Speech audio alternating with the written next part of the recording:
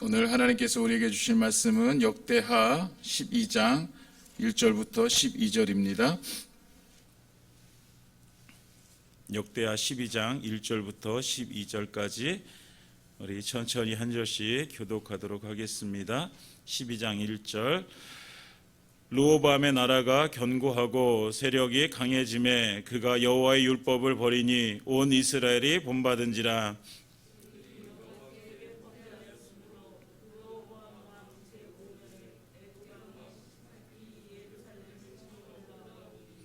그에게 병거가 1200대요 마병이 6만 명이며 애굽에서 그와 함께 온 백성 곧 리비아와 숫과 굽수 사람이 헤아릴 수 없이 많더라.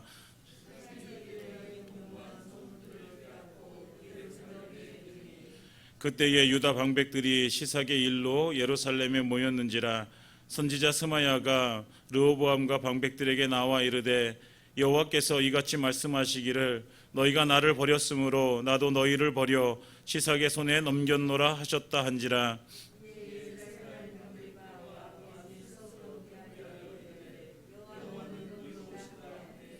여호와께서 그들이 스스로 겸비함을 보신지라. 여호와의 말씀이 스마야에게 임하여 이르시되 그들이 스스로 겸비하였으니 내가 멸하지 아니하고 저희를 조금 구원하여 나의 노를 시삭의 손을 통하여 예루살렘에 쏟지 아니하리라.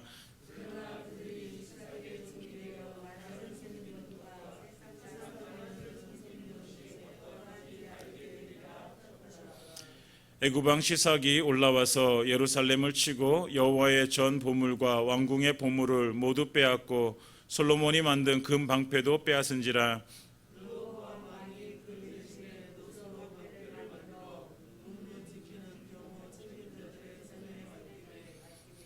왕이 여호와의 전에 들어갈 때마다 경호하는 자가 그 방패를 들고 갔다가 경호실로 도로 가져갔더라. 르호보암이 스스로 겸비하였고 유다의 선한 일도 있으므로 여호와께서 노를 돌이키사 다 멸하지 아니하셨더라. 아멘. 할렐루야. 오늘 하루도 하나님의 은혜 가운데 거하셨습니까? 할렐루야. 감사합니다. 오늘은 스스로 겸비하라라는 제목으로 함께 말씀을 나눕니다. 이스라엘의 1대 왕은 사울이었고 2대 왕은 다윗이었고 3대 왕은 솔로몬이었습니다. 이때가 이제 통일 이스라엘이었고 솔로몬 이후에 나라가 둘로 갈라지게 되어져요. 솔로몬의 아들이었던 르호보암이 남쪽의 유다라는 나라를 다스리게 되어지고 솔로몬의 신하였던 여로보암이 이제 북쪽에 10개의 지파를 가지고 이스라엘이란 나라를 다스리게 되어집니다. 그런데 그 두 나라가 갈라졌음에도 불구하고 그 이스라엘이라는 나라의 정통성은 남쪽의 유다가 가지고 있어요. 다윗의 혈통에 의해서 계속해서 왕이 나겠다 하신 하나님의 그 언약의 말씀대로 남유다의 그 다윗의 자손으로 계속해서 왕이 되어집니다. 그리고 하나님께 제사를 드리는 성전도 남쪽 유다에 있게 되어집니다. 그렇게 정통성을 남쪽의 유다가 가지고 있는데 그러다 보니까 여로보암, 북쪽의 여로보암이 이 백성들을 한 곳으로 마음을 모아야 되는데 성전 중심으로 모였던 이 백성들이 성전을 잃어버리게 되어졌잖아요. 그러니까 어디에 마음을 모아서 함께 이렇게 구심점이 사라져 버린 거예요. 그리고선 사람들이 계속해서 그 성전을 향해서 내려가기 시작하는 거죠. 그랬더니 여로보암이 그 남쪽 유다로 내려가는 길을 막아버리게 되어집니다. 그리고 여로보암이 하나님 앞에 죄를 짓게 되어져요. 그 여로보암의 죄에 대해서 열왕기에 보면 첫 번째 죄는요, 성전이 없는 그 북쪽에 하나님을 제사할 수 있는 제단이라고 만드는데 하나님을 제사하는 것이 아니라 우상을 이제 우상에게 제사하기 위한 제단을 만들어요. 베델과 단의 금송아지를 만들어 버리고 그곳에서 이제 이것이 너희를 인도할 신이다라고 광야에서 외쳤던 그 백성들처럼 이제는 하나님이 아니라 이 금송아지가 우리의 하나님이 되시고 그리고 이것이 우리를 인도할 것이다 라고 이렇게 선포해 버려요. 이것이 첫 번째 죄예요. 두 번째 죄는 하나님 앞에 제사 드릴 수 있는 제사장은 레위 족속에서 나오게 되어져요. 아론의 자손들에 의해서 아론의 자손들이 제사장이 되어지고 레위인들이 그 성막을 관리하게 되어지는데, 근데 이 여로보암이 그 레위인들에게 제사장직을 맡기지 아니하고 그냥 일반 백성들에게 제사장직을 맡기게 되어지는 거예요. 누구든지 소나 양을 가져와서 그 뇌물이죠. 뇌물을 바치게 되어지면 그냥 너 제사장 해, 그리고 주는 거예요, 제사장직을. 그러니까 실제로 진짜 제사장들과 레위 족속의 제사장들과 레위인들이 자리를 잃어버려요. 그러니까 제사장들과 레위인들이 다 어디로 내려오냐면 남쪽으로 내려오게 되어져요. 그러니까 일반 백성을 제사장으로 삼은 것이 죄예요. 세 번째 죄가 뭐냐면 7월 15일이 장막절입니다. 하나님 앞에 제사를 드리는 절기 중에 하나가 장막절인데 7월 15일이었어요. 근데 이 여로보암이 이 장막절을 날짜를 8월 15일로 옮겨버립니다. 그러니까 비슷하게 만드는 거죠. 비슷하게. 그러니까 이 여로보암이 이렇게 이 세 가지 죄를 지으면서 한 이유는 뭐냐면 이스라엘 백성들의 구심점을 만드는 거예요. 우리는 이런 신을 섬기고 있고 이런 제사장이 있고 이렇게 우리는 제사 지내니 너희는 이곳에서 떠나지 말아라라는 거죠. 이 죄가 얼마나 큰 죄냐면 북쪽의 이스라엘의 왕들이요, 성경을 열왕기를 읽어보면 다 끝에 뭐라고 얘기하냐면 대부분의 왕들의 뭐라냐면 여로보암의 길로 따랐더라, 여로보암의 죄를 따랐더라, 이렇게 소개하고 있어요. 그러니까 이스라엘의 모든 왕들이 다 여로보암이 지은 죄에 대해서 계속해서 따라가는 모습을 보게 되어지는 거죠. 그렇다면 북쪽의 이스라엘은 그렇다고 치고 남쪽에 그러면 유다의 르호보암은 어떠했는가? 르호보암은 선한 왕으로 남아 있었을까? 결론적으로 말하면 르호보암 역시 하나님의 평가는 악하다였어요. 열왕기상 14장 22절에 보면 이렇게 말씀합니다. 유다가 여호와 보시기에 악을 행하되 그의 조상들이 행한 모든 일보다 뛰어나게 하여 그 범한 죄로 여호와를 노엽게 하였으니 이는 그들도 산 위에와 모든 푸른 나무 아래에 산당과 우상과 아세라상을 세웠음이라. 이렇게 그 시대를 말씀하고 있어요. 그러니까 똑같은 거예요. 르호보암도 역시 우상 숭배의 길을 걷게 되어져요. 그런데 역대하에서는요, 그 평가가 조금 달라요. 제가 새벽에 이 역대하를 나누면서 제가 말씀드렸는데, 우리는 열왕기, 사무엘 상하, 열왕기 상하 이 책들과 역대상, 역대하의 책이 되게 비슷하다고 생각을 해요. 왜냐하면 비슷한 이야기들이 계속 반복이 되어져요. 그러나 전혀 다른 책이죠. 사무엘기나 열왕기는 그 왕들의 실수, 왕들의 업적 이런 것들을 다 기록해요. 그러니까 실수한 것도 다 기록해요. 솔로몬에 대해서도요, 정말 적나라하게 그 죄에 대해서 다 기록하고 있어요. 그런데 역대기에는요, 솔로몬의 죄에 대해서 기록하지 않아요. 왜냐하면 지금 이 역대기는 언제 쓰여진가냐, 포로에서 돌아온 백성들이 읽을 수 있도록 쓴 책이 역대기예요. 그러니까 포로에서 이제 하나님을 떠났다가 그래서 심판받음으로 나라를 잃어버린 백성들이 포로로 잡혀갔다가 다시 돌아와서 이제 이스라엘 백성들이 우리의 선조들이 어떻게 살아왔는가를 알아야 되는데, 근데 선조들이 맨날 죄 짓고 실수하고 이런 것들만 기록할 수 없는 거예요. 그래서 역대기는 될 수 있으면 이제 업적들만 기록하고 있어요. 실수한 것들은 조금씩 기록하고 있다는 것을 볼 수 있게 되어져요. 근데 역대기의 평가에서 르호보암은 악하지만은 않았다는 거예요. 11장에 보면 르호보암이 여로보암과 전쟁을 하기 위해서 나섭니다. 이때 하나님의 사람 스마야가 형제들끼리 싸우지 말라, 하나님께서 이렇게 말씀하셨다라고 이렇게 메시지를 줘요. 그러니까 르호보암이 그 전쟁을 포기하고 다시 돌아오게 되어집니다. 그리고 17절에 보면 3년 동안 하나님은 르호보암을 도와서 강성하게 하셨다라고 성경은 기록하고 있어요. 그러니까 3년 동안 어떻게 했던 거예요? 르호보암이 믿음으로 하나님을 잘 섬겼다는 거예요. 성경은 그것을 이렇게 기록해요. 다윗과 솔로몬의 길로 행하였다. 그러니까 믿음을 잘 지켰던 거예요. 3년 동안은.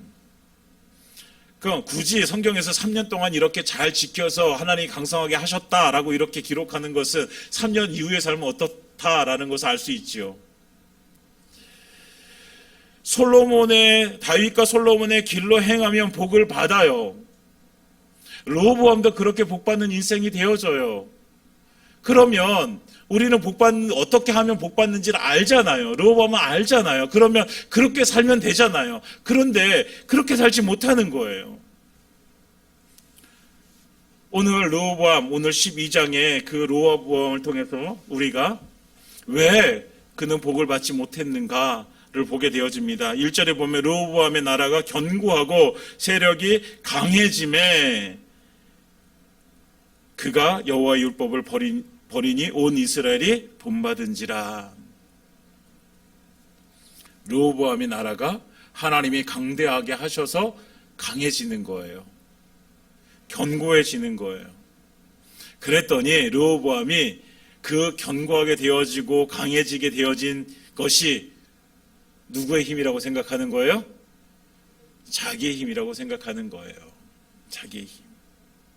이런 이야기가 있어요. 어느 날 까마귀가 고기 한 덩어리를 훔쳐가지고 이제 막 날아가지고 나뭇가지에 딱 앉았어요. 그 밑에서 여우가 까마귀를 보니까 까마귀가 입에 큰 고기 덩어리를 물고 있잖아요. 저걸 먹고 싶은 거예요, 여우가. 그래가지고 여우가 까마귀에게 말을 시키는 거예요. 왜 말을 시킬까요? 그렇죠. 그래서 까마귀가 말을 했을 때 떨어지면 먹으려고. 그래서 막 이제 칭찬하는 거예요. 야, 나뭇가지에 있는 너의 모습을 보니까 정말 아름답구나. 정말 멋져. 이렇게 칭찬을 해요. 까마귀가 순간적으로 이렇게 얘기를 하려다가 고기 생각을 하고서 멈춰요. 그랬더니 이제 여우가 그 먹고 싶잖아요. 그러니까 또 다른 말을 하는 거예요. 야, 네가 정말 멋있는 까닭이 뭔 줄 알아? 네가 정말 멋있는 모습은 깍 하고 소리를 지르면서 날개를 활짝 펴고선 막 날아갈 때 마치 너는 하늘의 제왕과도 같은 모습이야. 이렇게 막 띄워주는 거예요. 그러니까 이 까마귀가 진짜인 줄 알고 어떻게 했을까요? 깍 하고 소리를 지르면서 날개를 펴고 날아가는 거예요. 자기가 뭔 줄 알고? 하늘의 제왕이 되어진 줄 알고. 결국 여우가 그 고기를 받아 먹었다라는 이야기예요.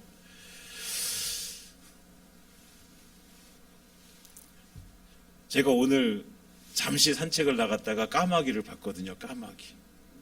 네.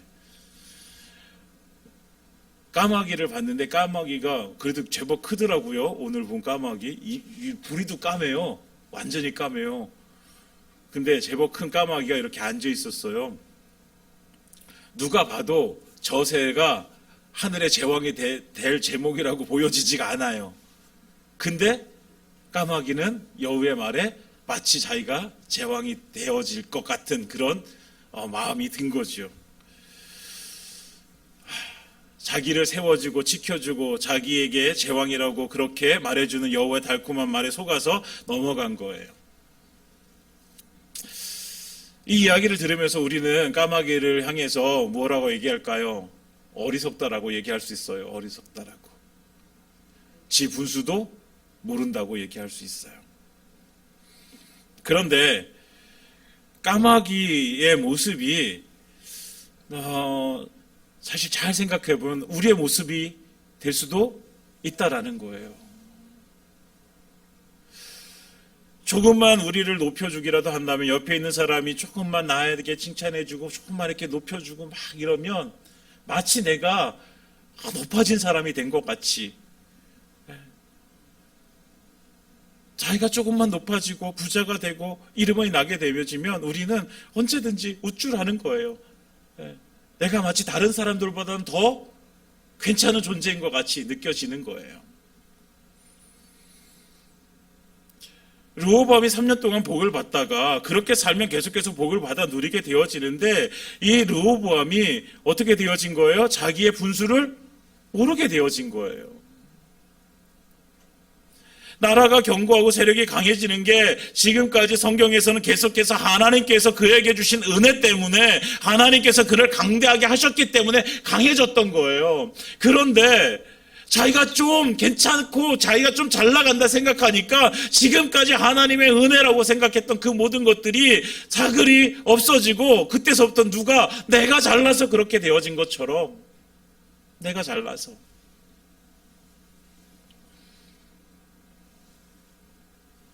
여러분, 우리가 하나님 앞에서 우리가 살아갈 때 하나님은 우리에게 은혜를 주셔서 우리를 강하게 하시고, 하나님께서 우리를 도와주셔서 우리의 일들이 풀려져 가는 거예요. 우리가 잘나서가 아니라, 내가 똑똑해서가 아니라, 내가 무엇인가 가지고 있고 능력이 있어서가 아니라 하나님의 은혜라는 거예요. 하나님의 은혜. 이것을 깨닫는 자가 하나님께서 주시는 은혜를 정말 은혜 되게 하는 사람입니다.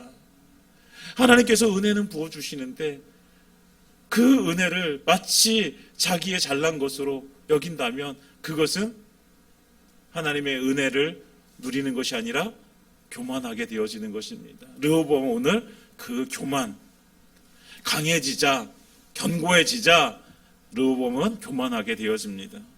하나님 없이도 된다는 거예요. 그래서 오늘 어떻게 그가 여호와의 율법을 버리니, 하나님 없이도 된다는 거예요. 이제 나는 하나님이 없어도 이제 우리나라 견고해지고 계속 이렇게 강한 나라로 남을 수 있어. 11장 5절부터 12절까지 보면요, 여로보암이 전쟁을 포기하고 돌아왔을 때에 제일 하는 것이 무엇이냐면 유다 땅을 방비하고 성읍을 쌓는 거예요.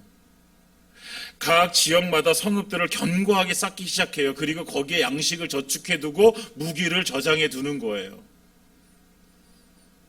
그러면서 그의 마음이 들었던 것이, 야, 성읍이 이렇게 견고하게 쌓여졌으니 이 성읍 안에 양식도 많이 있고 무기도 많이 있으니 우리는 이제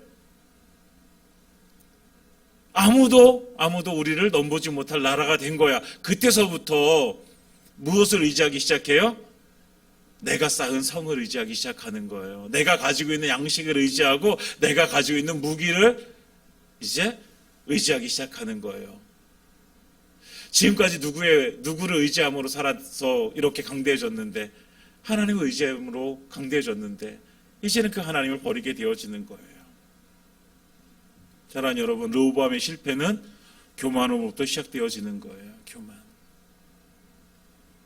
잠언 16장 18절에 교만은 패망의 선봉이요 거만한 마음은 넘어짐의 앞잡이니라. 사람이 무엇 때문에 망하게 됩니까? 돈이 없어서 망해요? 건강을 잃어버려서 망해요? 내가 직장이 없어서 망해요? 내가 좋은 대학에 못 가서 망해요? 아니요. 우리가 망하는 이유는 뭐예요? 교만해서예요. 교만해서. 마음이 거만해져서. 이 교만과 거만한 마음이라는 것은 뭐예요? 잘난 체하며 겸손하지 않고 능력을 과시하며 자기를 최고로 자랑하는 행위가 바로 교만이고 거만한 마음이에요.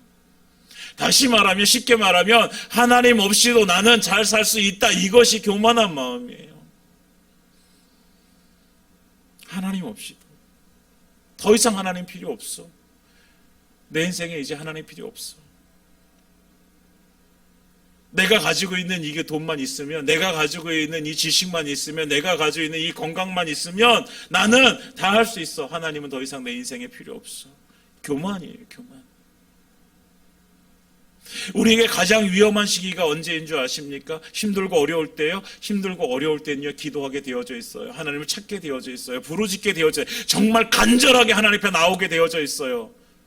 내게 문제가 생겼을 때, 내 상황이 정말로 힘들고 어려울 때는 하나님을 찾게 되어져 있어요. 그런데 우리의 인생이 조금 잘 나간다고 생각되어졌을 때,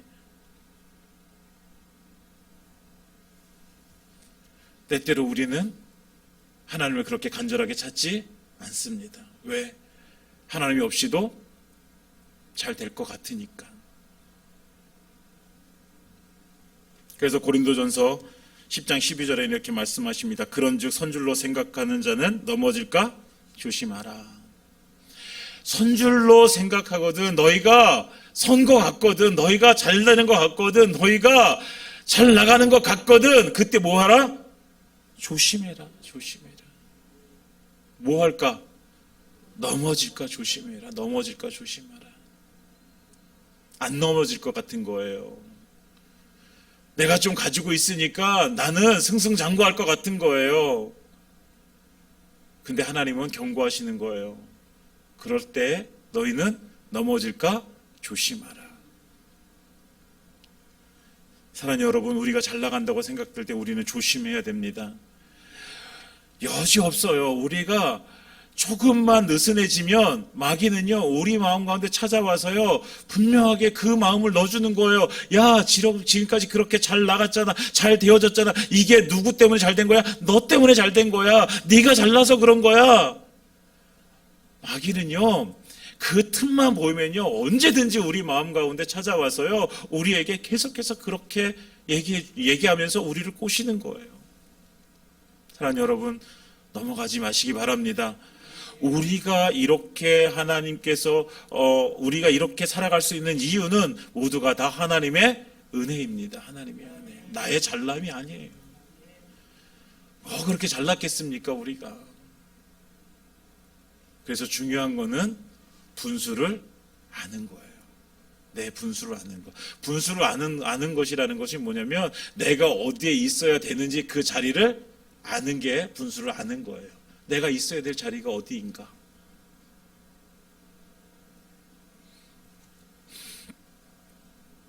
만약에 군대에서 이등병이 자기의 자리를 잃어버리고 자기가 병장처럼 행세하면 그 이등병은 온전하게 자기의 일들을 감당하지 못하게 되어지죠. 우리의 위치, 저와 여러분들의 위치는 어디입니까? 우리가 제일 먼저 기억해야 될 것이 뭐냐면 내 위치가, 내 자리가 어디인가. 하나님의 종된 자리가 바로 저와 여러분들의 위치입니다. 이것이 첫 번째예요. 첫 번째. 우리를 향해서 우리는 하나님의 자녀이고 예수님의 친구고 많은 것들을 갖다 우리의 존재를 얘기할 수 있어요. 내 자리가 어디인지를 얘기할 수 있어요. 그런데 제일 먼저 고백되어져야 되는 건 무엇이냐면 나는 하나님의 종입니다. 나는 종입니다. 이게 제일 먼저 고백되어져야 될 모습이에요. 내가 종이라는 것은 주인이 있다라는 거잖아요. 따로 있다라는 거잖아요. 주인이 누구예요? 우리 하나님이 우리의 삶의 주인인 거죠. 우리 하나님이 내 삶의 주인이시오. 나는 그냥 종이라는 사실을 깨달을 때 내가 무엇을 해야 되는지 알게 되어지는 거예요. 내가 어떤 은혜로 살고 있는지 알게 되어지는 거예요. 종은 주인이 없으면 안 되는 사람이라는 것을 알게 되어지는 거예요. 종은 주인이 말하면 그대로 순종할 수밖에 없는 존재라는 것을 알게 되어지는 거예요. 그 주인이 채워져야지만 종을 살 수 있다는 것을 깨닫게 되어지는 거예요. 이게 종의 위치예요.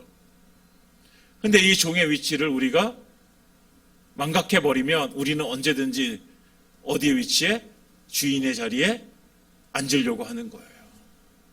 우리의 삶 속에서 얼마든지 그렇게 되어질 수 있어요. 내가 주인의 자리에 차지하고 앉아서 내 마음대로 살아보자. 내 인생인데 뭐. 여러분, 저와 여러분들의 인생은 우리의 인생이 아닙니다. 내 것이 아니에요.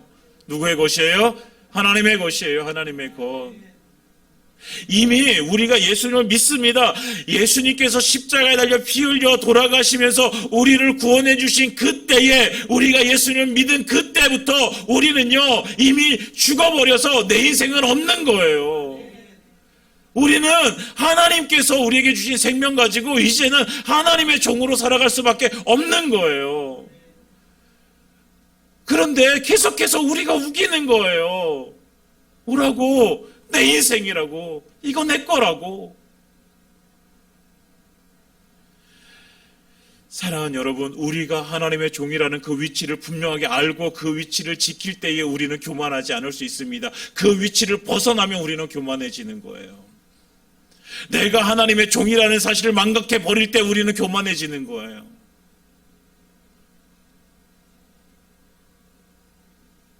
사랑하는 여러분, 여러분들은 어느 위치에 지금 있습니까? 주인의 위치에 있습니까? 아니면 종의 위치에 있습니까?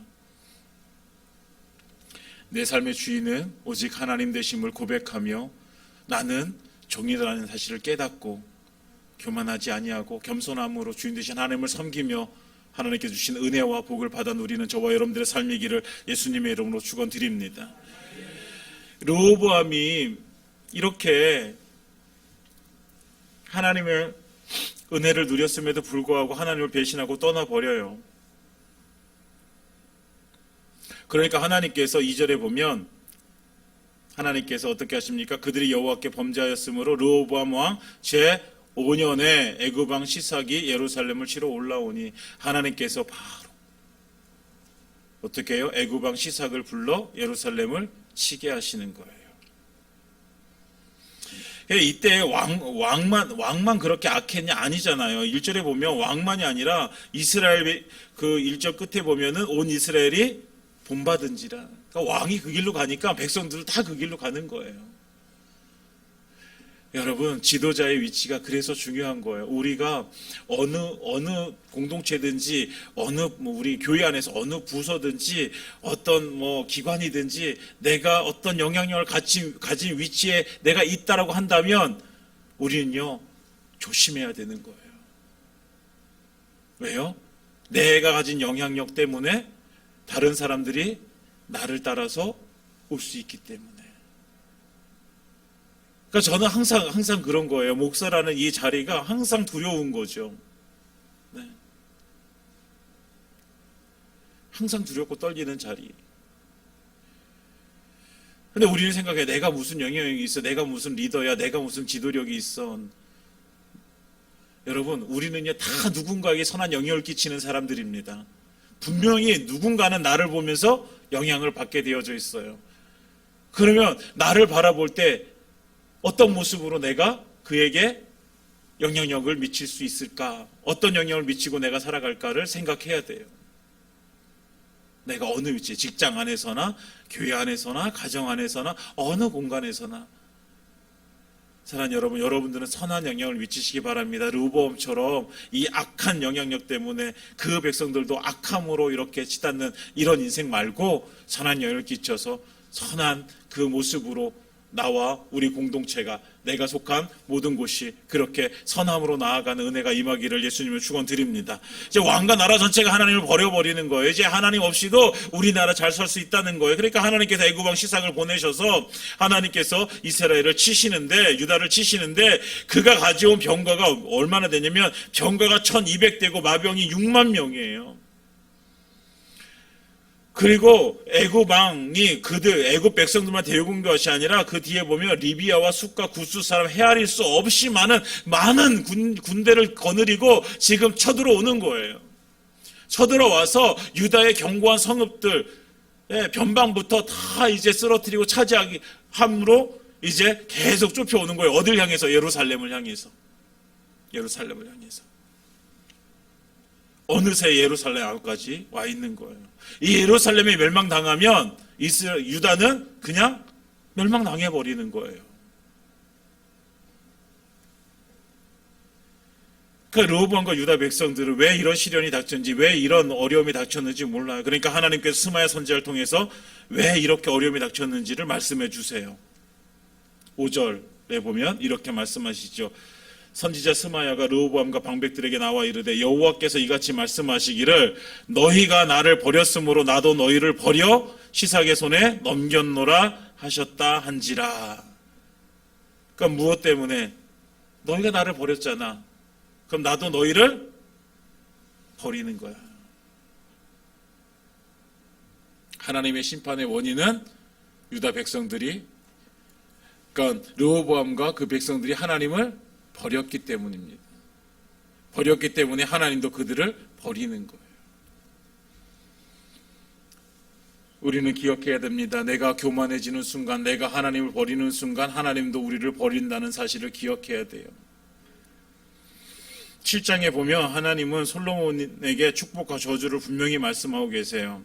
성전을 다 짓고 나서 솔로몬이 하나님께 기도하고 기도를 다 들으신 이후에 하나님이 솔로몬에게 다시 나타나셔서 어떻게 말씀하시냐면 다윗이 행함과 같이 선하게 너희가 행하면 내가 복을 줄 것이고, 그리고 하나님을 떠나서 다른 신을 섬기면 저주하겠다라고 이렇게 약속해 주셨어요. 그러니까 하나님은 너희가 선함으로 살아가면, 너희가 내 말을 듣고 그 말에 순종해서 살아가면 내가 너에게 복을 줄 것이고, 내 말을 버리고 나를 떠나고 다른 우상을 섬기면 내가 저주를 내릴 것이다 라고 이렇게 약속해 주신 대로 하나님은 오늘 교만해서 하나님을 떠나버린 그 백성들에게 무엇을? 하나님의 심판을 내리시는 거예요. 그들이 싫어서가 아니에요. 그들이 미워서가 아니에요. 하나님은 약속하신 대로 그 약속을 지키시는 거예요.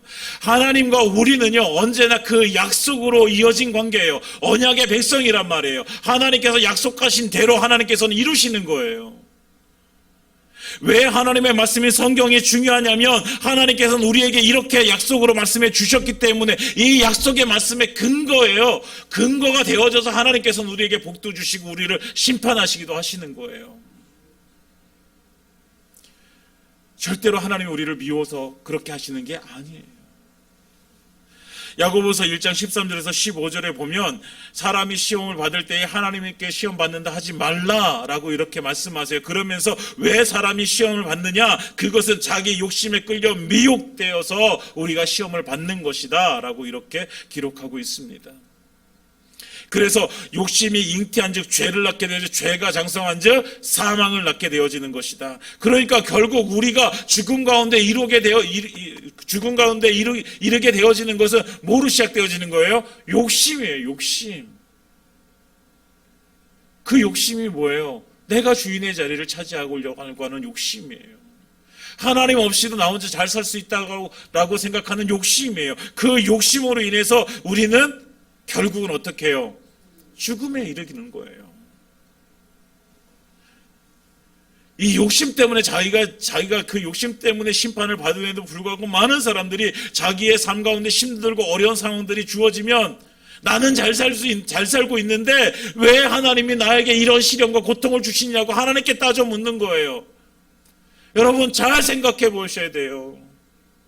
하나님이 괜히 우리에게 그런 어려움과 그런 문제를 당하게 하시고 그런 고통의 순간을 우리에게 주시는 것이 아니란 말이에요. 어느 부모가 자식이 고통당하고 자식이 어려움 당하는 것을 즐겨하는 자가 누가 있겠습니까?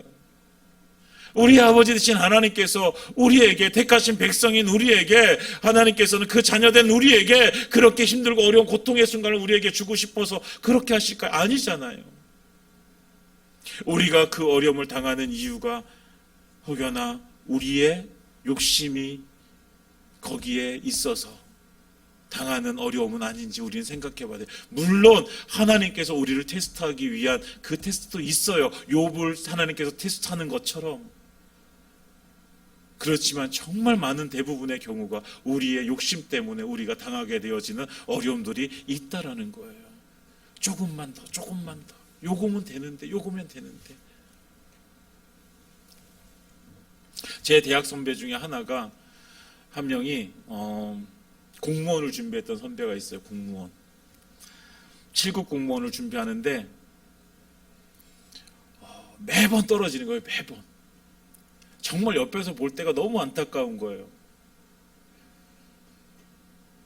한 번 떨어지고 두 번 떨어지고 또 떨어지고. 근데 맨날 하는 얘기가 똑같은 거예요. 몇 문제 때문에 떨어졌을까요? 딱 한 문제 때문에 떨어진 거예요. 매년 시험 보고 와서 딱 발표하는 한 문제 때문에 떨어졌더래. 한 문제. 내가 그 한 문제를 못 맞춰서 떨어졌다는 거예요. 전 매번 맨 처음에는 한 문제 때문에 떨어진 줄 알았죠, 진짜로. 근데 나중에 봤더니 그게 아닌 것 같더라고요. 그냥 제 생각에는 아닌 것 같아요. 결국 나중에는 다 포기하고 나중에는 순경 시험을 봐가지고 지금은 경찰이 되었어요. 그 선배가. 우리는 그 한 문제, 그러니까 나는 그렇게 생각하네. 그 한 문제 때문에 내가 떨어졌다고 생각하는 거예요. 조금만 더 하면 내가 조금만 더 하면 내가 될 수 있더라고 생각하는 거예요.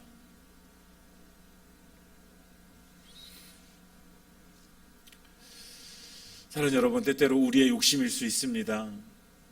하나님은 우리에게 내 은혜가 내게 족하다 하시면서 그곳에서 우리에게 멈춰라고 말씀하시는데도 불구하고 내 욕심 때문에 조금만 더 하는 수가 있습니다. 사랑하는 여러분, 우리가 하나님 앞에서 정말 하나님의 음성을 듣고 하나님께서 주시는 말씀을 듣고 깨닫고, 그래서 욕심이 아니라 정말 하나님께서 주시는 그 상황 가운데서 오직 겸손함으로 하나님 앞에 나아가서 하나님의 은혜를 누려 승리하는 저와 여러분들 되기를 예수님을 축원드립니다.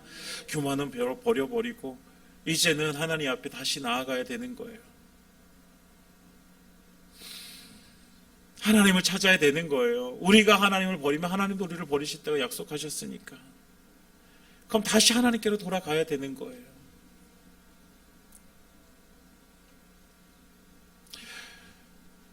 제가 몇 번 말씀드렸는데 하나님의 심판은 절대로 우리를 죽이시기 위해서 하나님께 주시는 것이 아니라는 사실을 우리는 알아야 돼요. 내가 하나님께서 나에게 주시는 어려움과 하나님께서 나에게 주시는 고통은 그 죄를 해결하고 그 욕심을 버려버리고 다시 하나님께로 나아오기를 원하시는 하나님의 그 사랑하는 마음이라는 사실을 깨달아 알아야 되는 거예요. 그러니까 하나님께서는 뭐라고 말씀해요? 네 위치 깨닫고 다시 돌아와라, 다시 내 품으로 돌아와라, 그 사인인 거예요. 계속해서 어려우니까 다시 생각해봐. 네가 무슨 죄를 졌는지, 네가 어떤 욕심을 가지고 다시 돌아봐서 다시 돌아와야 돼 라고 말씀해 주시는 거예요. 이렇게 하나님께서 스마야 선지자를 통해서 말씀해 주실 때 이 르호보암이 어떻게 했을까요? 6절에 우리 6절 다 같이 한번 읽어볼까요? 시작. 이에 이스라엘 방백들과 왕이 스스로 겸비하여 이르되 여호와는 의로우시다 하매. 르호보암이 이제야 깨달은 거야. 내가 교만했구나. 내가 내 분수를 몰랐구나. 내가 내 위치를, 내 자리를 지키지 않았구나. 겸비하다라는 말은요, 히브리어로 카나라고 해서요, 무릎을 꿇다 엎드리다라는 거예요. 겸비하다, 무릎을 꿇다 엎드리다. 다시 말하면 이 겸비함, 스스로 겸비하였다라는 것은 뭐예요? 하나님 앞에 무릎 꿇고 회개했다라는 거예요. 자기가 교만한지 이제 깨달았다는 거예요. 내가 왜 내 죄 때문에 이런 어려움과 고통이, 이런 심판이 왔다라는 사실을 깨달았다는 거예요. 그래서 이제 하나님께 다시 겸비함으로 나아가게 되어지는 거예요. 하나님, 제가 잘못했습니다. 제가 교만했습니다. 제 분수도 모르고 하나님께 까불었습니다. 하나님, 저를 용서해 주옵소서. 이렇게 고백하는 것입니다. 하나님은 그 겸비함을 보시고 7절에 말씀하십니다. 여호와께서 그들이 스스로 겸비함을 보신지라. 여호와의 말씀이 스마야에게 임하여 이르시되 그들이 스스로 겸비하였으니 내가 멸하지 아니하고. 하나님께서 멸하지 않겠다. 무엇 때문에? 스스로 겸비하여 하나님께 나왔기 때문에, 다시 말하면 회개했기 때문에 내가 멸하지 않겠다라고 말씀하시는 거예요. 여러분, 회개함의 은혜는 하나님께서 내려진 하나님께 내리신 심판도 하나님께서 걷어들이신다는 거예요. 우리가 죄를 지었을 때 회개할 때 하나님께서는 우리에게 그 회개에 대해서 하나님께서는 들으시고 우리를 용서해 주신다는 거예요. 그래서 우리는 하나님께 나아갈 때 스스로 겸비하여 하나님께 엎드리고 하나님께 무릎 꿇고 하나님께 나아가야 되는 거예요. 그런데 그 다음에 또 이렇게 말씀하십니다. 그러나 저희를 조금 구원하여 나의 노를 시삭을 통하여 예루살렘에 쏟지 아니하리라. 저희를 조금 구원하고. 조금. 이 조금이라는 의미를 알아야 돼요. 조금. 왜 하나님께서는 왜 이 조금 구원하셨을까? 조금. 그 답이 8절이에요. 8절. 그러나 그들이 시삭의 종이 되어 나를 섬기는 것과 세상 나라를 섬기는 것이 어떠한지 알게 되리라 하셨더라. 그러니까 하나님은 뭐예요? 이 백성들이 하나님을 섬기는 것과 세상 나라를 섬기는 것이 어떠한지 알기를 원하시는 거예요. 어떤 것이 얼마나 큰 고통을 가져다 주는지를 알기를 원하시는 거예요. 그래서 이 시삭을 통해서 멸하지는 않으시지만, 그러나 그 뒤에 보면 시삭이 예루살렘에 쳐들어와서 여호와의 전의 보물과 왕궁의 보물 다 뺏어가고요, 솔로몬이 만들었던 금방패 다 뺏어가게 만드세요. 그러나 하나님께서 남겨두시는 거예요. 세상을 섬길 때에 만약에 세상을 섬길 때에 너희가 너희 힘을 의지하고 너희가 너희 마음대로 살아갈 때에 얼마나 큰 고통이 너희에게 임하는지를 너희가 알아라라는 거예요. 알아라. 하나님께서 우리에게 주신 은혜와 하나님께서 돌보시는 그 은혜를 살 때와 이 세상에서 너희 마음대로 살아갈 때가 어떠한지를 너희가 알아라는 거예요. 알아라.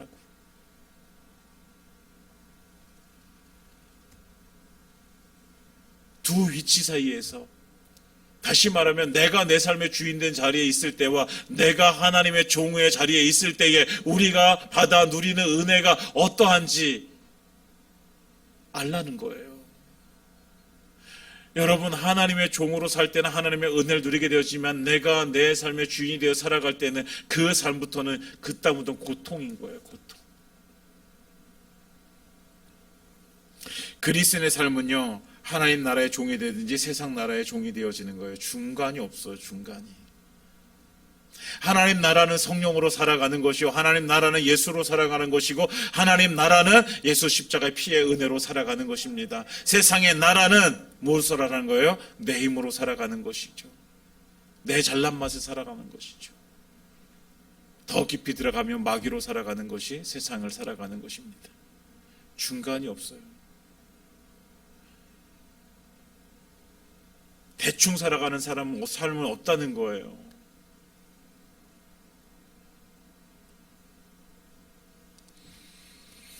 엘리야 선지자가 갈멜산에서 850대 1의 그 싸움을 벌일 때에 분명하게 그 모여든 백성들을 향해서 말하라잖아요.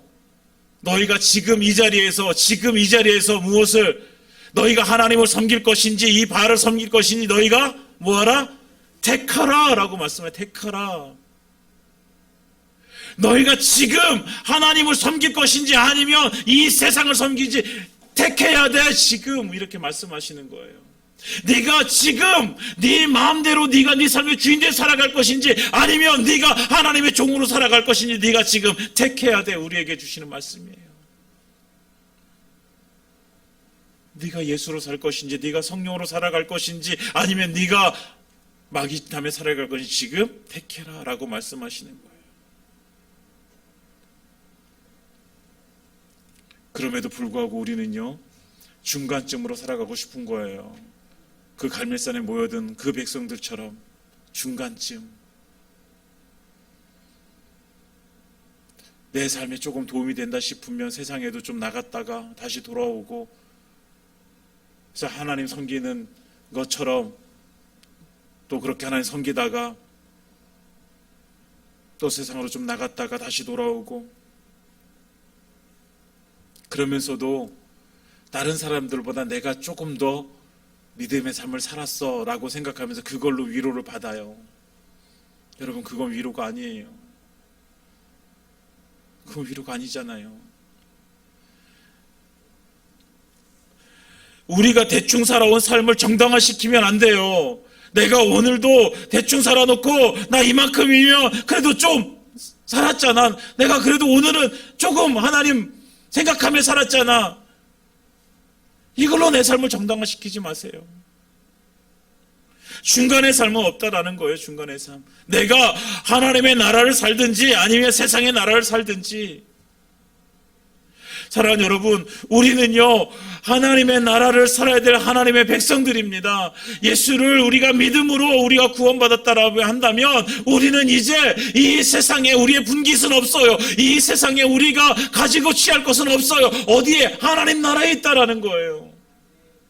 그 하나님 나라를 살기 위해서 이 세상 속에 있는 것들을 우리는 사용함으로 하나님께 영광 올려드리는 삶을 살아갈 뿐인 거죠. 요한복음 10장 10절에 보면 도둑이 오는 것은 도둑질하고 죽이고 멸망시키려는 뿐이요 내가 온 것은 양으로 생명을 얻게 하고 더 풍성히 얻게 하라는 것이라 이렇게 말씀하고 있어요. 세상 나라는 죽이고 멸망시키는 것이 하나님의 나라는 생명을 얻게 하고 더 풍성하게 하는 것이 하나님의 나라입니다. 우리가 어느 나라를 살아가야 될까요? 우리는 하나님의 나라를 살아가야 될 사람들입니다. 하나님의 나라. 이걸 알면서도 왜 이 세상 속에서 허덕이며 우리가 살아가야 될까요?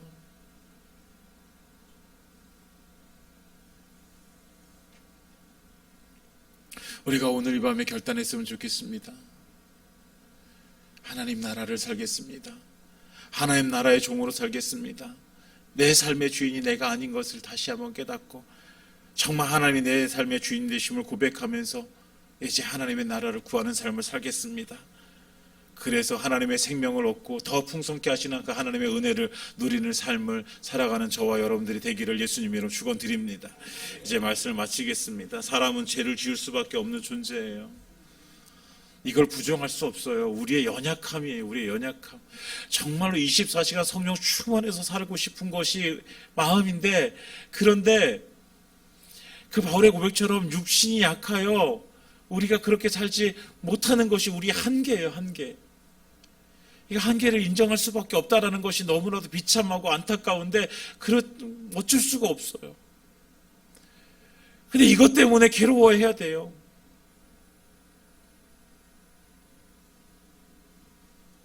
그렇다고 하더라도 하나님을 떠나버리면 안 됩니다. 우리의 위치를 떠나버리면 안 됩니다. 내가 하나님의 종이라는 사실을 우리가 잃어버리면 안 됩니다. 사랑하는 여러분, 저와 여러분들은 하나님의 종입니다. 우리가 그 종의 자리를 떠났다면 우리는 다시 회개하고 다시 돌아와야 됩니다. 다시 돌아와서 스스로 겸비하여 돌아와서 정말 하나님께서 주시는 은혜를 이제는 그 자리에서 다시 누려야 합니다. 하나님께서 주시는 것은 우리가 하나님의 나라를 살 때에 하나님을 우리의 주인으로 삼고 살아갈 때에 우리는 하나님께 주시는 그 생명과 풍성한 삶을 누릴 수 있습니다. 사랑하는 여러분, 저와 여러분들이 그 삶을 누리기를 원합니다. 이 세상의 종으로 살지 마시고 하나님 나라의 종으로 살아서 정말 하나님의 생명을 누리고 살아가는 저와 여러분들의 삶이기를 예수님의 이름으로 축원드립니다.